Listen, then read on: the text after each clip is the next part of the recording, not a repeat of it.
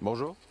10 ans après le premier film The Hunger Games, la franchise suscite un nouvel intérêt grâce au préquel La balade du serpent et de l'oiseau chanteur. Et dans le même temps, les plus folles théories vraiment sombres reviennent. Et n'hésite pas à commenter si tu apprécies la vidéo. Merci.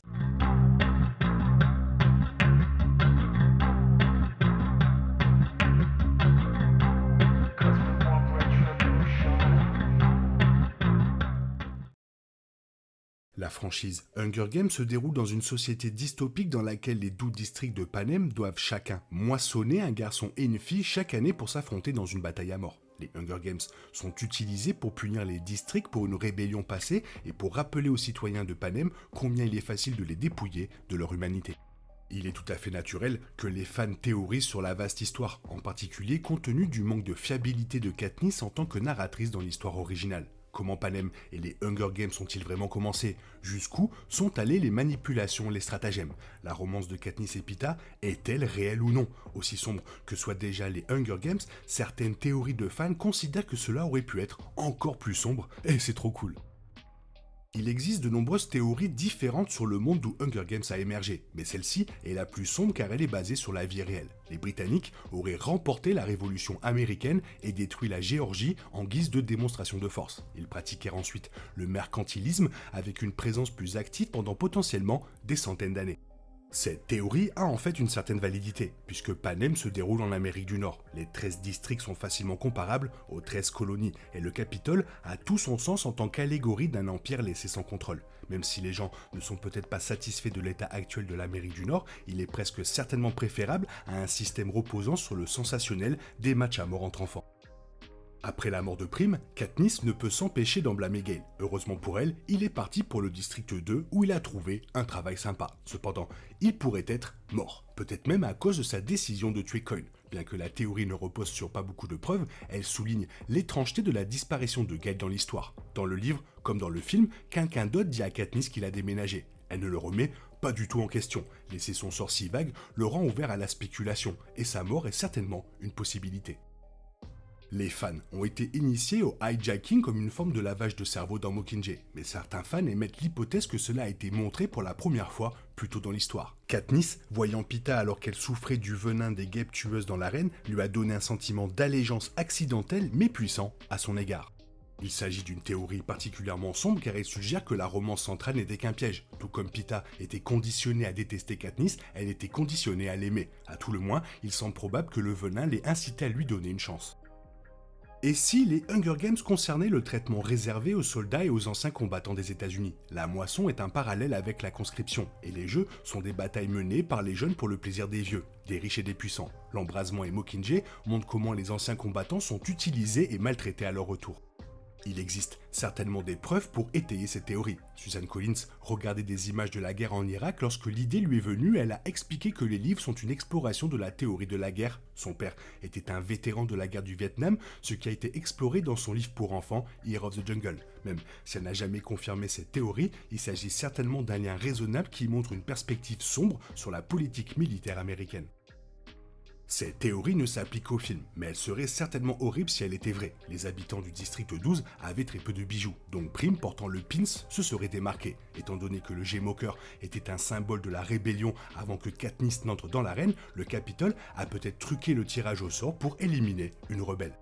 Bien que cela ne fonctionne pas du tout avec le canon du livre, cette théorie suggère que quelqu'un avait l'intention de contrôler quel enfant entrait dans l'arène, et Katniss a accidentellement fait de sa sœur une victime de leur projet. La façon dont la moisson se déroule dans le préquel donne encore plus de crédit à cette théorie. Il est sous-entendu à plusieurs reprises dans le film que Lucy Gray finit par être choisie par le maire pour les Hunger Games, et non pas par hasard, en raison de sa relation avec le petit ami de la fille du maire.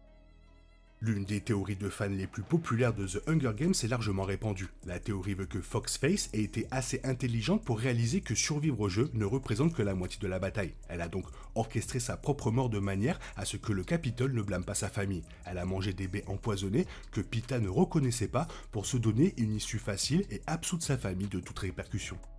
Il n'y a pas beaucoup de preuves concrètes pour cela, mais il n'y a pas non plus de preuves pour le réfuter. Tout au long des jeux, Foxface est décrite comme intelligente et douée pour survivre. Sa mort accidentelle est vraiment bizarre, surtout compte tenu de ses compétences presque surhumaines en matière de reconnaissance de forme et d'appariement démontrées lors de l'entraînement avant que les tribus ne soient placées dans l'arène. Elle passe une grande partie de son temps à identifier et à faire correspondre les plantes, ce qui signifie qu'elle aurait su lesquelles étaient probablement toxiques.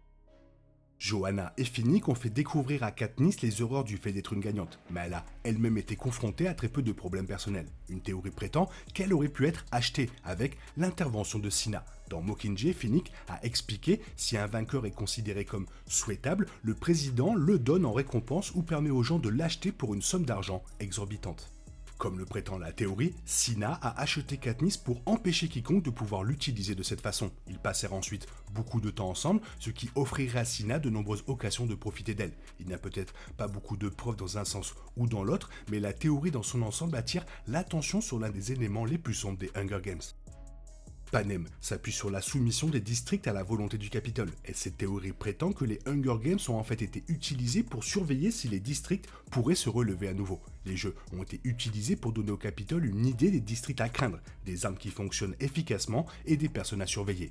Bien que la théorie ne le mentionne pas, elle explique également pourquoi les vainqueurs sont soit comblés de cadeaux, soit attaqués sans pitié après leur sortie.